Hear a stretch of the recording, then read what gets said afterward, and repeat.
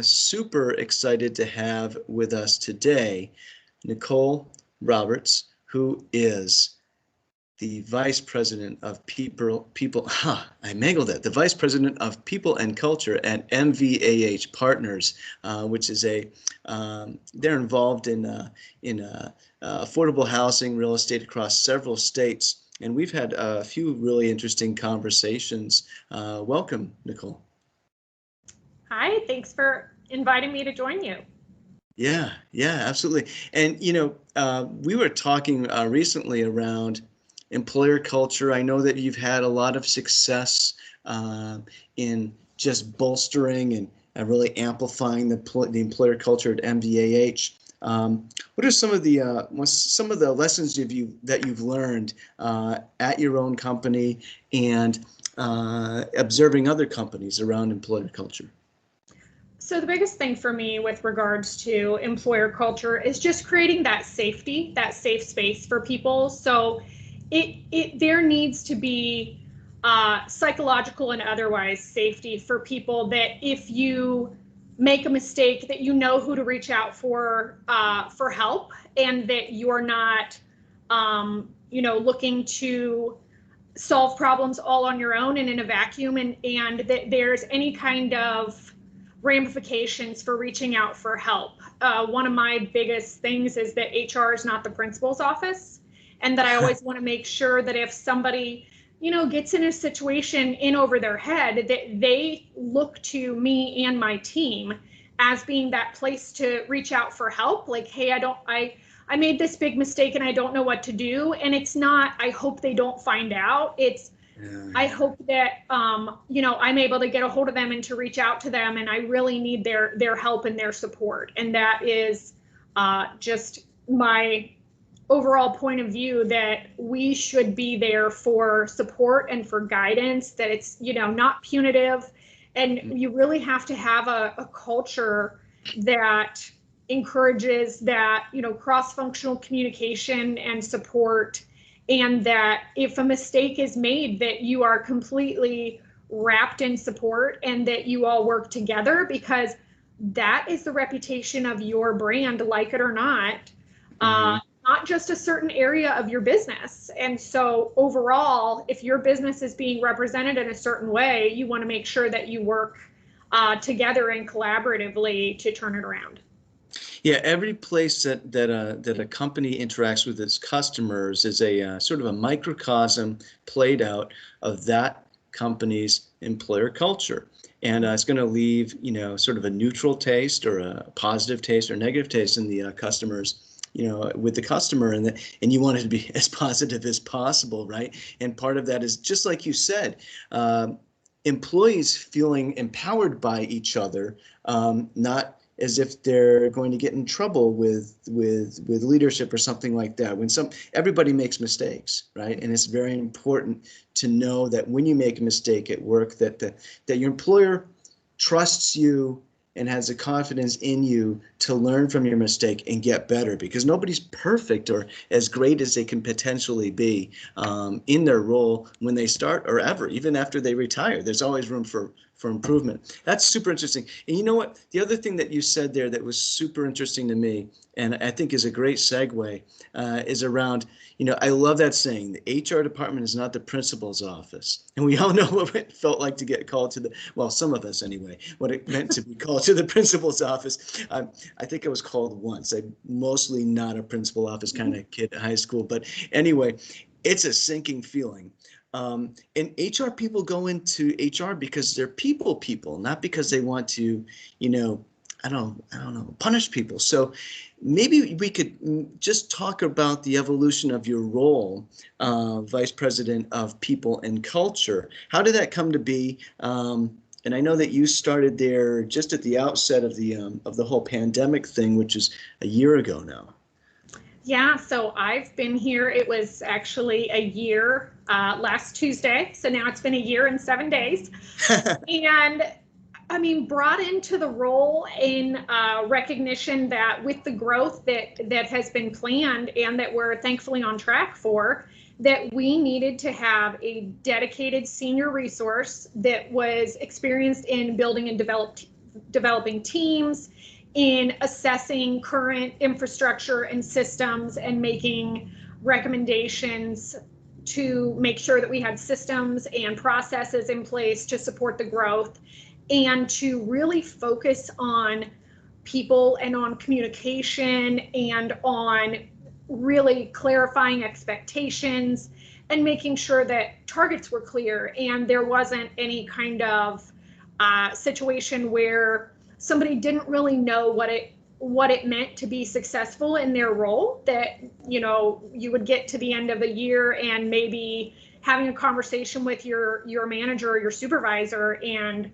they say, oh, well, you know, that really wasn't what I expected out of you. And for the person to be like, well, I didn't know what the expectation was, you know, I mean, that would be failure on the part of leadership and certainly on the part of HR. So it is definitely a focus to make sure that people have really clear expectations, because nobody wakes up every day looking to not meet their expectations. They want to perform, they want to do a good job.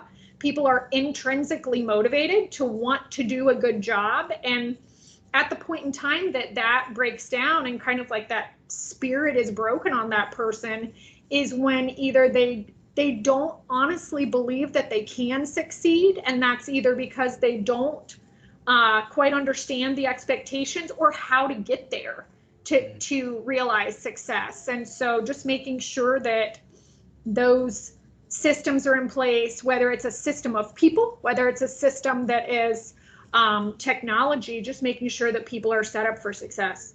Mm.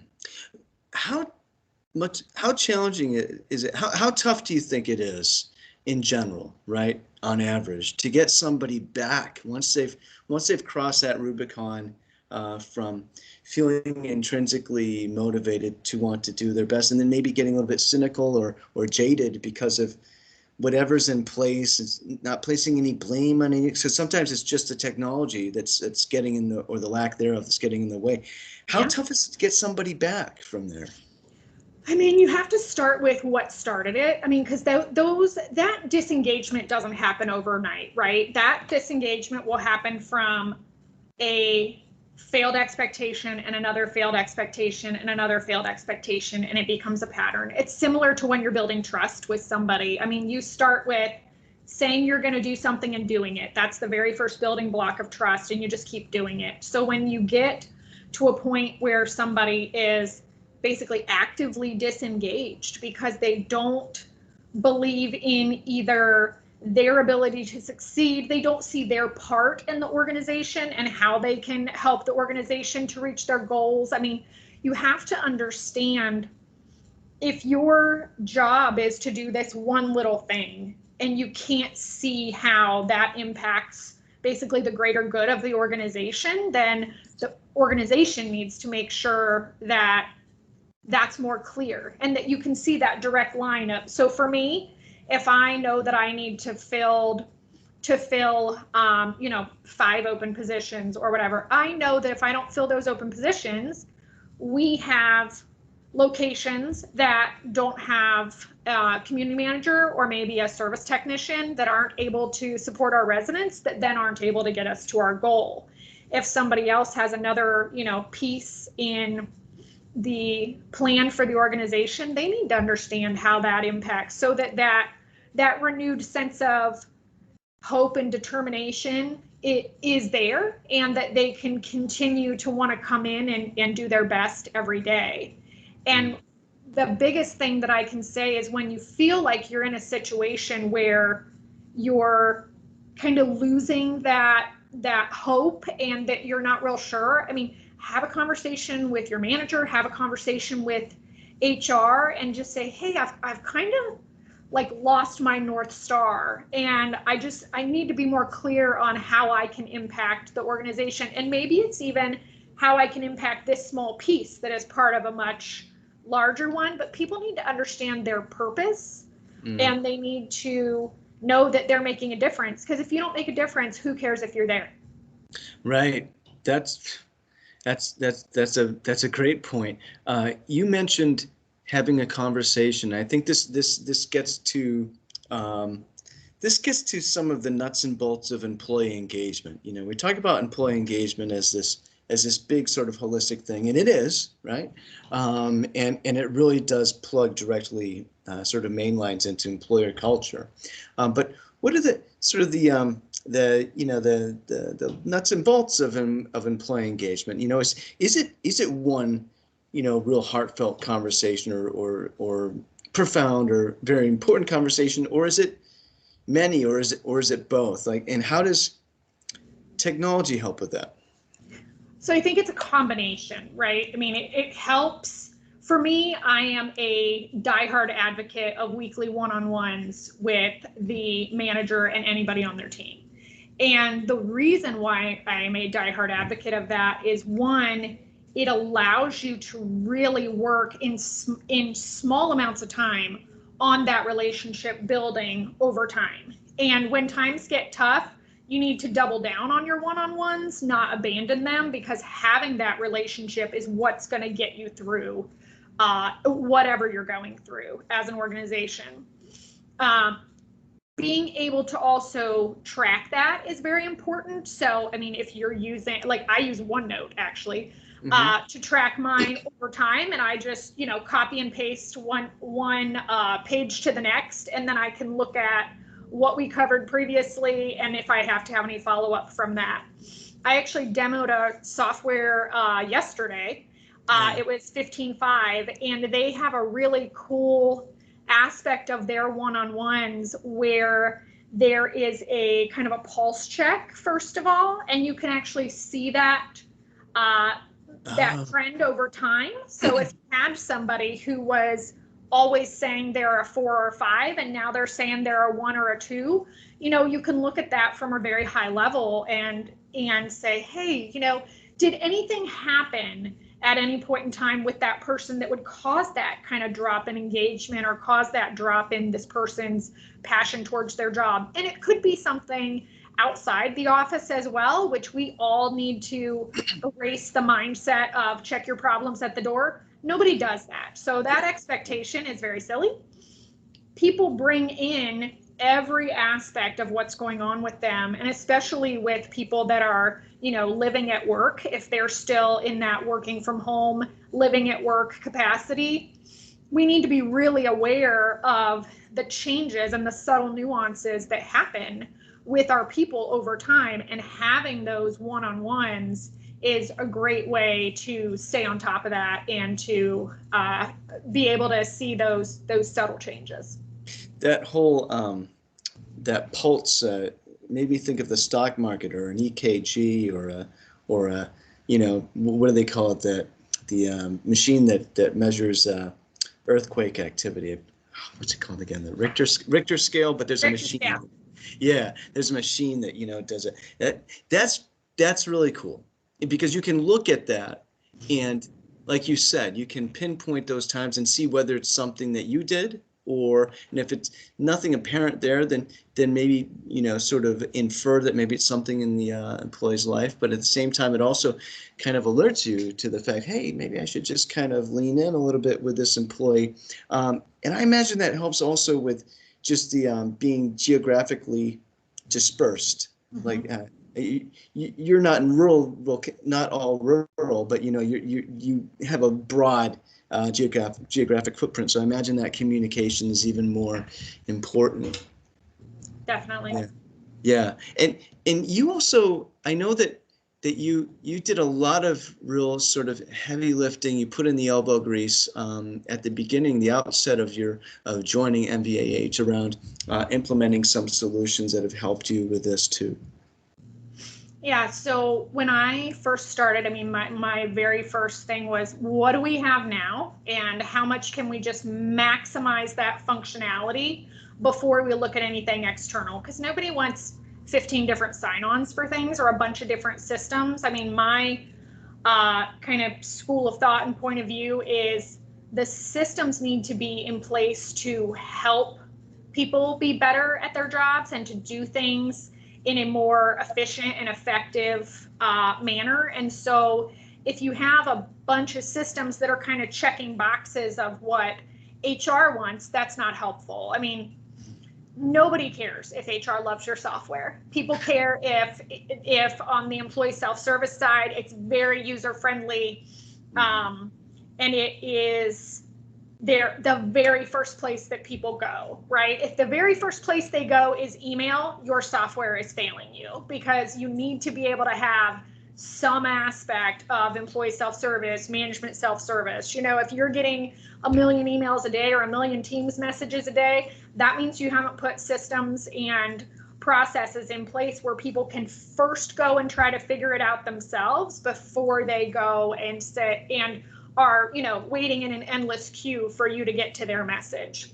So we have Paycom for our HCM, and we utilize their Ask Here, which is a way for in the app or on the desktop that people can put in. I mean, one, we use it for our COVID-19 tracking as well. If somebody's impacted by COVID-19, they immediately get a whole list of resources and, you know, what to do next, because it is confusing. We are 12 months later, but if it's the first time you're experiencing it, it is confusing and it's a little scary and you're not sure what to do. So we try to answer those questions that you might have.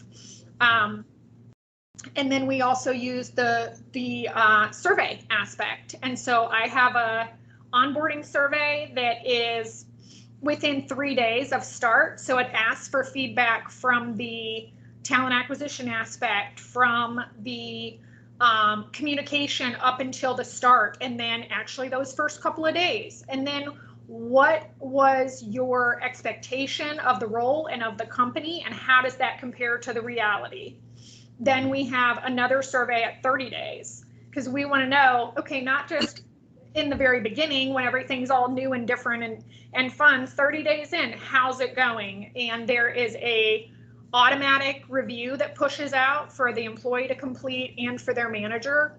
And then there is also a survey, because we want to know, again, how's it going? Have you made meaningful connections, excuse me, with your team?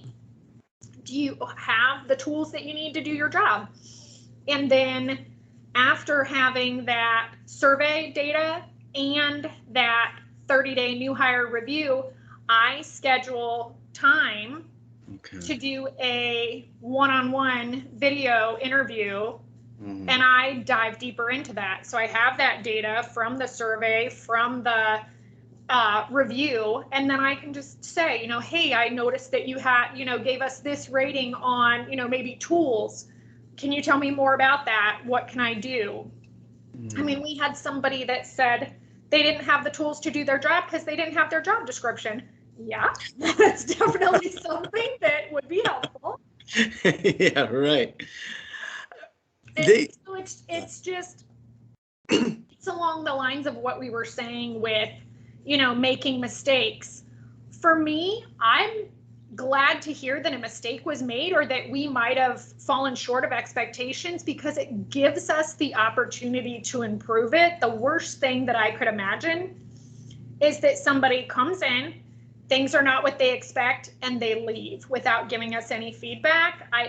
Anytime somebody reaches out to me, my first thing that I say is, thank you for giving us the opportunity to address this. I mean, that's a lot of trust in us, right? I mean, that speaks volumes about our culture, that one, people will even reach out because they even believe and have faith that something's going to be done about it if they reach out. It goes right back to what we were discussing at first here around not being afraid to reach out and ask questions. You know, even with HR, which is it's a different type of relationship. Obviously HR is seen as sort of the font of information about various things, and that's where I can find out what I need to know. But even so, you've mentioned something that made me think of something. So, yeah, nobody cares if HR loves your software. I think that's what you said, right? And it, you know, it's a little bit cute, but at the same time, it's true. It's true, right? You know, I've yet to see, you know, someone take a business case to, you know, to decision-making leadership to elect whether to okay, we're going to buy ABC software for HCM, and it would, it won on the fact that HR was like, yeah, this is great. We speak with users all the time where we're actually they wanted something else as maybe a learning department or HR department or whatever, and the other stakeholders involved in the decision making of the deal said, no, we want this instead, and there's a whole ball of wax of problems with that too, from an organizational standpoint. But speaking directly to this, yeah, you're going to get that HCM software that you want by showing how it's going to improve matters for the organization, right? And then we get into this whole idea of, okay, there are these concrete, financially quantifiable general ledger, easily shown on the general ledger's types of benefits that everyone understands, and those are reasons. And then there's some of these, employee feelings, employee experience aspects to it. They're kind of tough to quantify from a financial standpoint, but we see them starting to have more of an impact on decision making around technology, especially with point solutions, like you said, with 15.5, looking at employees, any individual employee's sentiment or the extent of their degree of their engagement and this sort of stuff. So that's all super interesting. And I was going somewhere with this, and I lost it. But hold on, I'm going to get it back. Okay. We talked about communication and how it becomes, the technology for the communication becomes even more important with being geographically dispersed and all of this. This is not where I was going to go, but this is a good place to go anyway. I know that was just going back to the beginning of the pandemic again, because I know that you had there was a really interesting dynamic when you first joined the organization, where you took on a different sort of adjacent role, but it was almost a different title at first. Can you talk a little bit about that? I think it was around communication, employee communications, or something like that. Yeah. So when I first started with the organization, I mean, my first day was March 9th. And I think that we're all seeing in our, memories from a year ago, March 11th was really kind of the kicking off point for most people of when they're, what is this COVID-19 thing? What do I need to know about it? What do I need to tell my people? And I mean, just meeting twice a day on this. And so, yeah, my title was Vice President of People and Culture, but I really became the Chief Communications Officer for the company. I mean, I handled all of the internal communication. I actually also handled the communication with our residents, because we were saying, hey, this is something new and different that's happening. And also we wanted that language to be pretty similar. And so that's why we made the decision collectively that, one, we definitely have to be intentional in our communication with our people. And I was brand new. Nobody knew anything, of me. I didn't have a proven track record of anything with the company. But it was going to be very blatantly obvious that there was a miss if I wasn't the one that was spearheading the communication with our people. I mean, care of your people, right? Care of your culture, making sure that our people who, we're a essential industry. And so our operations never stopped. I mean, the corporate office here in Ohio, we were told to work from home by our governor. He said, if you have the capability to work from home, do it. But our locations, I mean, they never left. The essential function of their job was to manage the location and support our residents. And so they were on site, but they needed to do it safely. They needed to have the tools to be able to continue to safely do their jobs. And we also had to set the expectations on the resident side as well. Like, hey, your community centers, we're going to be closing those because, we're being told that it's not safe to have them open. You're going to see maybe those routine work orders aren't going to be prioritized because we're trying to limit the amount of time or the amount of touch points that people have, in your homes. And so rather than just not getting work orders done, or rather than just going to a community center and it being closed, we wanted to have that proactive communication with our residents, the same as we did with our people. How much is can we really go back? I mean, this is super interesting to me because employee internal communications, right? And HR, they've been, I mean, I'm sure they've fraternized in the past, right? But Yeah. they've separate silos, right? I mean, why? It's so funny because you would think, obviously, you're going to want your people who are the experts in people to do the communication, but you're right. I mean, for a while, it was like marketing and PR that would do employee communication, or maybe your, CEO is doing your communication. I think that for maybe in the last few years, we've also really paid attention and had a real appreciation for the way that people receive messaging, and that it's not just what you say, but how you say it and how you deliver it and the words that you use, and making sure that you're even approaching people the right way. And so I think that having that coming from, HR, people ops, whatever your naming is for that function in your organization, just makes the most sense. Did you and maybe you didn't, but I'm just curious. Did you notice? Were there any sort of combinations, or did it intersect at all the employee comms, right, with say some of the workforce management like scheduling and time and attendance? Did you see any intersections at that level? Yeah, I mean, scheduling and time and attendance, all that stuff is already under my purview. So those things were already together. I also think that all of those are pieces of what makes up the employment life cycle, for lack of better words. And Right. So paying attention to that and making sure that you've got same verbiage, same point of view, sameness there helps people as well. Yeah, interesting. Well, let's shift gears for a second here, because I want to make sure we get to this topic, and I think we have about 5 minutes. Employee recognition. What is your basic philosophy around employee recognition? What do you think makes for best practices in employee recognition? If you had the ideal scenario or support or ecosystem or platform for employee recognition, what would it do?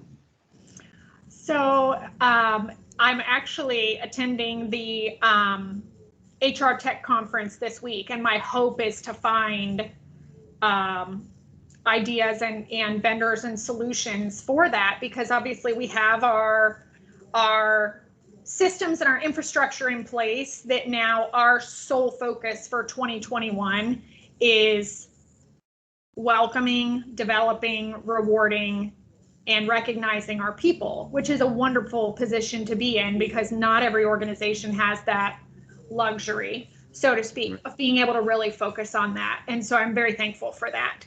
For me, understanding it's not one size fits all, not being emotionally attached to any certain process that's already in place or the way that you've always done it, or something that might have worked at a previous company may not be right for your culture. So you need to be really open to trying a bunch of different things, right? So one thing I'm looking for from a tech perspective is, how can we utilize the systems that we already have? What do we have? Like 15.5, for example, integrates with Teams. That's amazing. We're really pushing Teams utilization and adoption. So that would be amazing to have another thing that integrates systems that we already use. The ability to track effectiveness over time. So if you have a campaign where you're doing spot recognition, do you have more utilization in certain pockets of people or even certain areas of the country? If you implement a bunch of things at one time and you don't know ahead of time what you're hoping to get out of it and how you're going to measure effect, like what does effective look like, right? Are you looking to reduce turnover? Because all of the things that I just mentioned, those are the things that are going to reduce your turnover. And so if that is a focus for you, which for us it is, then putting those efforts into one, I mean, do you have exit interviews or an exit interview survey so you can find out first and foremost why people are leaving? But if you're getting feedback that you need to improve your training and development, you need to focus your efforts there. If you're getting feedback that your people feel like they're on an island, you need to double down on your communication and your recognition. I mean, if you have people who feel like they're just a number, that's an opportunity to recognize people and make people feel rewarded. And it's not one size fits all. So you might do peer-to-peer recognition. You might do cross-functional recognition where maybe somebody from a whole different department reaches out to somebody and says, hey, I was in a meeting today and I heard your name and I heard you're doing great things. Like, that's so amazing. Thanks so much. Yeah. You know, maybe you're doing handwritten thank you notes. I mean, there's so many different things that mean so much to people because, you know, there are, as much as there are introverts versus extroverts and there's, you know, love languages, there's languages of appreciation at work, and what works for some people may not work for others. So you need to make sure that you can touch on what works for different people. You could have, this goes back to conversation we had, actually an HR tech chat with a CEO of one of the employee recognitions, well-known employee recognition company. And yeah, there's this idea that you could have a culture of recognition, which is great. Some employers don't have that, right? And that's a different problem. You could have a culture of recognition. You could have leaders who are predisposed naturally to want to show recognition and, you know, and gratitude to their employees, right? They still maybe might not understand how any one given employee feels most valued in terms of that communication. They might communicate it in a way that anyone, so you need those you know, there's AI and this kind of stuff that's starting to infuse, or it's a big umbrella term, AI, but, you know, natural language processing, for instance, it helps organizations understand how any given employee, you know, feels appreciated in this sort of stuff.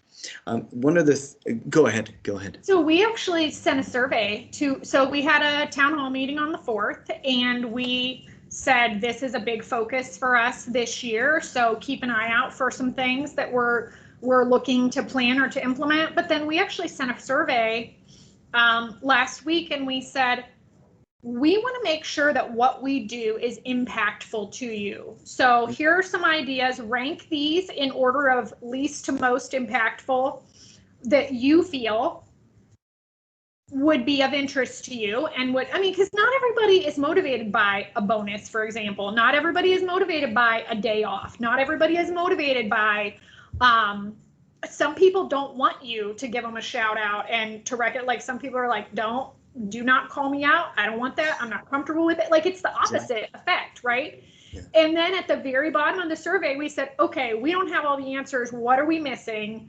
What would you like to see? Or what have you seen? Or, you know, what do you have experience with? And so we're getting some really amazing feedback. And actually, the direction that we kind of thought we were going to go, we probably won't, as a result of the feedback, because it wasn't going to even be the impact that we wanted to have on our people. And how unfortunate would that have been to have run full steam ahead into a program that wasn't even going to make people feel rewarded and appreciated. And now we're getting into the importance of understanding your audience or your stakeholders, right? And this is an idea that transcends just only recognition. It can apply to customer success as well. Maybe you have a vendor that had what seemed like a great idea in terms of maybe changing its customer success structure, and it ends up being, kind of a hassle maybe for the customers, and that was unforeseen. And no vendor wants to go out there and specifically make it more difficult to work with them, but that can happen if you don't understand your market first, and your market being your employees, right? Absolutely. Yeah, it's really interesting. Well, thanks, Nicole. This has been just fantastic, HR Tech Chat. We've covered so many topics. I want to thank you again for joining us.